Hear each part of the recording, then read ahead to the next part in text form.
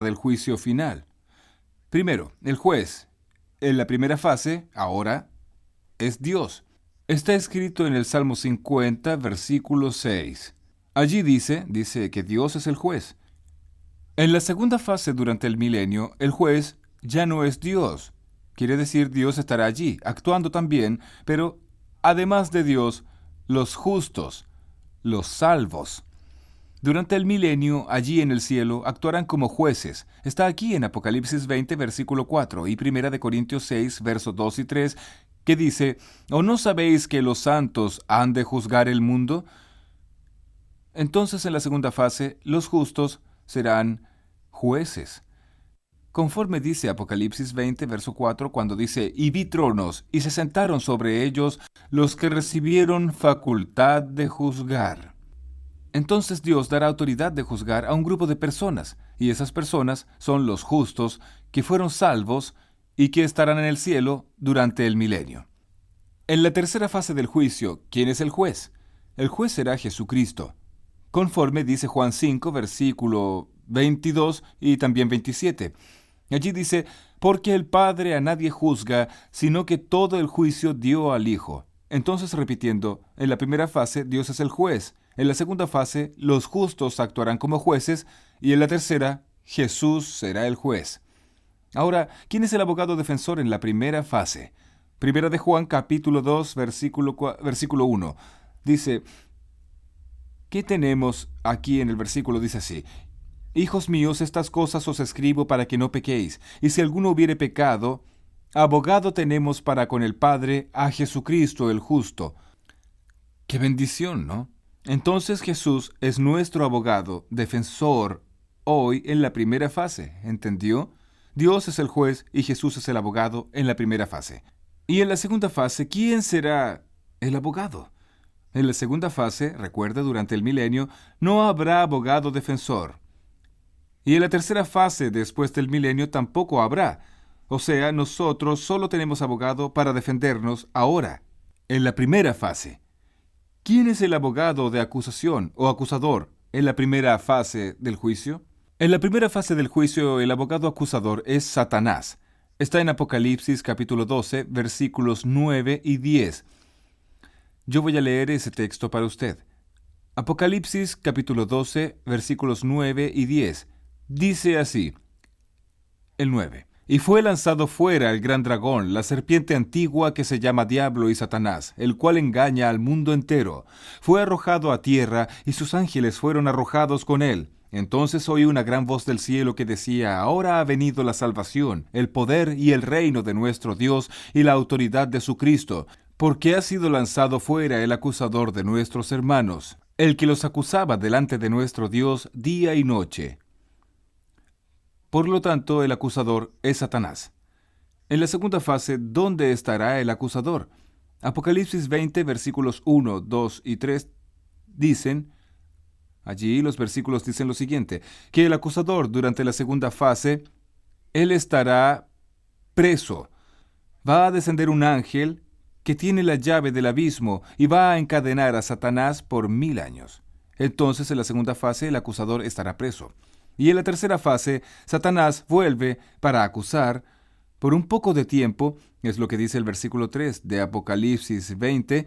Aquí dice claramente, y lo arrojó al abismo, y lo encerró, y puso su sello sobre él, para que no engañase más a las naciones, hasta que fuesen cumplidos 1000 años. Y después de esto debe ser desatado por un poco de tiempo. Entonces, después del milenio, en la tercera fase, Satanás vuelve como acusador, pero por poco tiempo. Ahora, ¿quiénes son los testigos?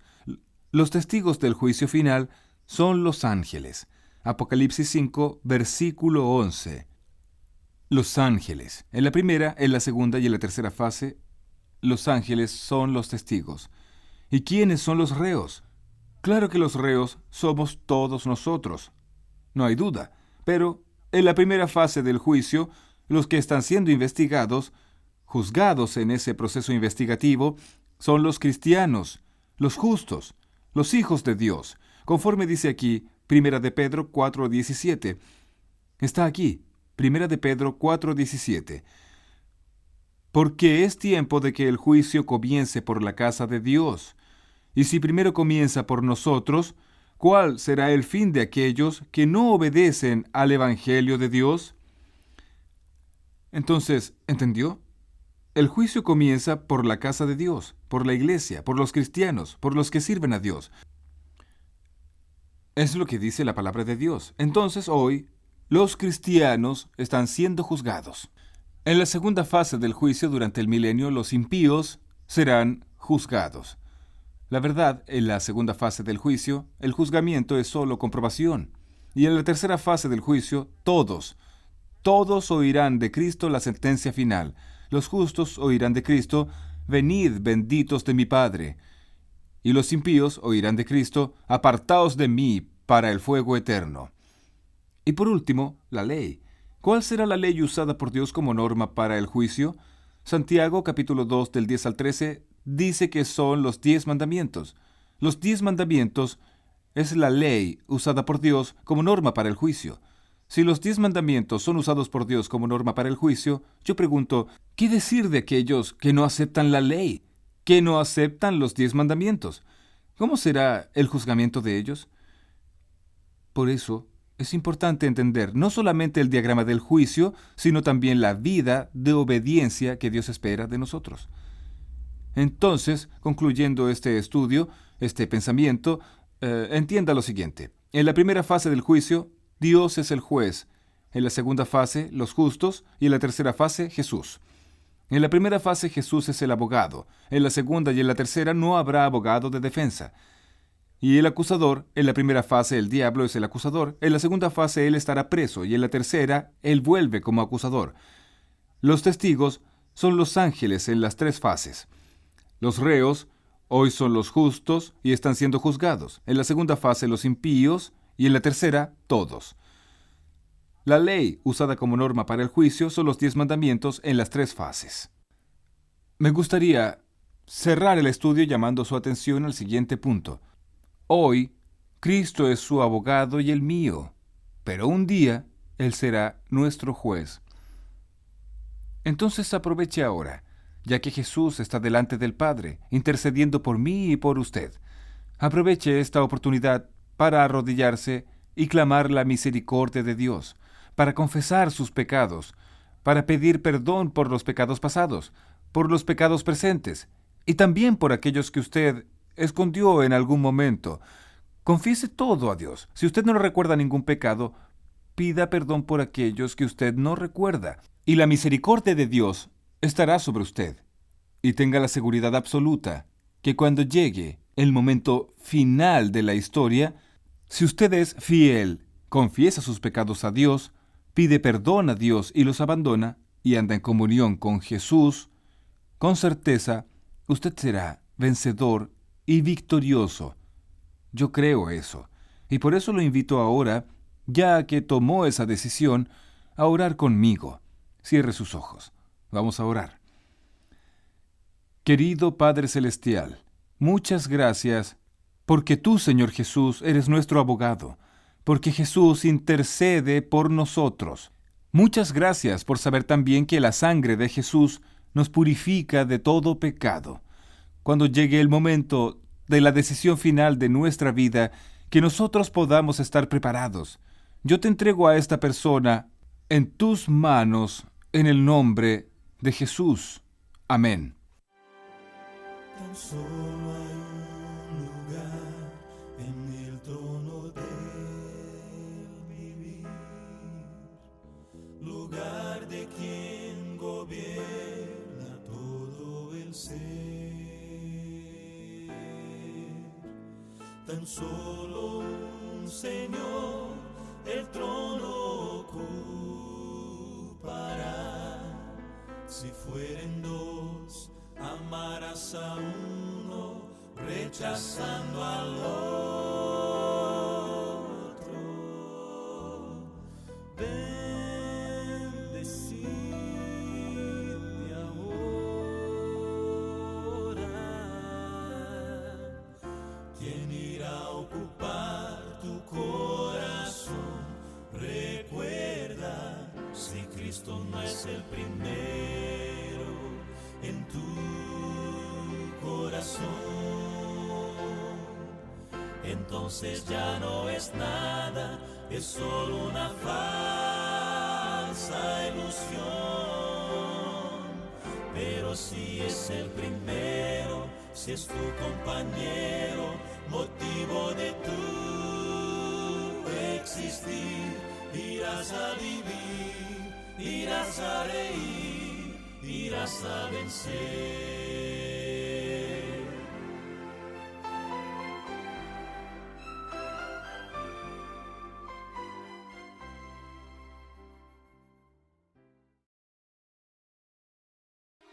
Hola, ¿todo bien?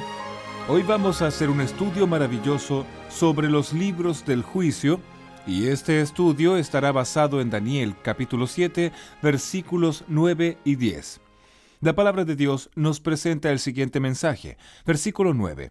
Estuve mirando hasta que fueron puestos los tronos, y se sentó un anciano de días, cuyo vestido era blanco como la nieve, y el pelo de su cabeza como lana limpia. Su trono llama de fuego, y las ruedas del mismo fuego ardiente. Un río de fuegos procedía y salía de delante de él. Millares de millares le servían, y millones de millones asistían delante de él. El juez se sentó, y los libros fueron abiertos. Mire qué texto increíble. Aquí nosotros tenemos la escena del juicio revelada a Daniel en una visión. El profeta Daniel vio tronos. Él vio un anciano de días, un tribunal. Después se sienta el tribunal y se abren los libros. Él también ve llamas de fuego, como dice aquí el versículo 10. Un río de fuego procedía y salía de delante de él. ¿Por qué aparece fuego en la escena del juicio? Porque el fuego, él quema para destruir, o él quema para purificar. El juicio final es el que define su vida. O usted es purificado ahora por el fuego del Espíritu Santo para recibir la vida eterna, o entonces la persona que no se entrega a Jesús ahora y no es purificado ahora por el fuego de Dios, en aquel día será quemada en el fuego del infierno. Por eso aparece fuego aquí, en la escena del juicio. Y este mensaje de hoy, con certeza, es para purificar el suyo y mi corazón, con el fuego del Espíritu Santo. Amén. Aquí también aparece el anciano de días. Ese anciano de días es Dios. Aquí encontramos, además del anciano de días y el fuego, la expresión, el juez se sentó y los libros fueron abiertos. Los libros, en plural. ¿Cuántos libros son? La verdad, nosotros no sabemos cuántos libros son, pero está en plural, entonces es más de uno. Nosotros vamos a analizar por lo menos 3 hoy. 3 de esos libros que aparecen aquí en Daniel. Es importante también que usted entienda lo siguiente, que el libro aquí, que Dios usa en el juicio final, con certeza no es un libro como este de aquí, de papel y tinta. El sistema que Dios tiene para registrar los pecados y las obras en general, con certeza es un sistema mucho más avanzado que la tecnología que tenemos aquí en la Tierra. Imagine, un canal de televisión, cuando almacena sus informaciones, lo hace con una capacidad increíble. Los computadores, los chips, todas las máquinas consiguen almacenar textos, imágenes, sonido, videos, novelas, tantos programas que consiguen guardar en archivos. ¿Usted puede imaginar qué tipo de registro tiene Dios en el cielo? Con certeza el registro es mucho más avanzado de aquello que nosotros conocemos. La verdad, Dios realmente no necesita eso, porque Él es omnisciente, Él es omnipresente y es omnipotente, pero esos registros sirven para nosotros mismos. Por eso la palabra dice, el juez se sentó y los libros fueron abiertos. El primer libro que vamos a analizar es el llamado Libro de la Vida. Está aquí.